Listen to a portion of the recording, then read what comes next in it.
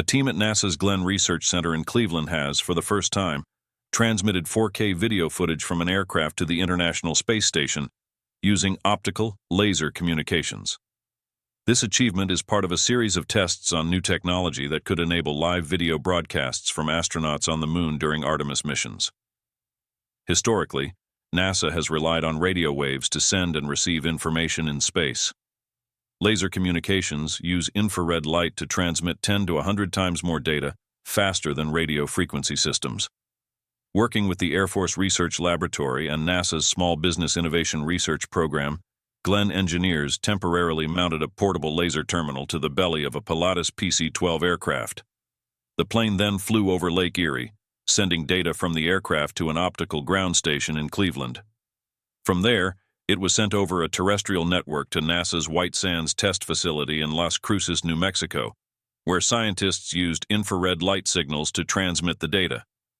The signals traveled 22,000 miles from Earth to NASA's Laser Communications Relay Demonstration, LCRD, an experimental platform in orbit. LCRD then transmitted the signals to the Illuma-T, integrated LCRD low Earth orbit user modem and amplifier terminal, payload mounted on the orbiting laboratory, which then sent the data back to Earth.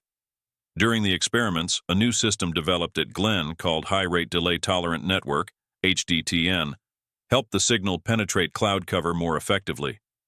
Dr. Daniel Rabel, the principal investigator of the HDTN project at Glenn, said, "These experiments are a tremendous success.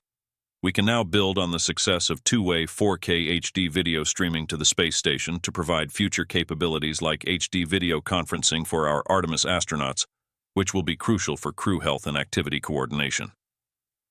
After each flight test, the team continuously refined the functionality of their technology. Aviation tests of space technology often identify issues more effectively than ground tests, while remaining more cost-effective than space tests. Demonstrating success in a simulated space environment is key to moving new technology from the lab to production. James Demers, Chief of Aircraft Operations at Glenn, stated, "The teams at Glenn ensure that new ideas don't get stuck in a lab, but fly in the relevant environment to mature this technology in ways that will improve all of our lives." The flights were part of the agency's initiative to stream high-bandwidth video and other data from deep space, enabling future human missions beyond low Earth orbit. As NASA continues to develop advanced scientific instruments to capture high-resolution data on the Moon and beyond, the agency's Space Communications and Navigation (SCAN) program is embracing laser communications to send vast amounts of information back to Earth.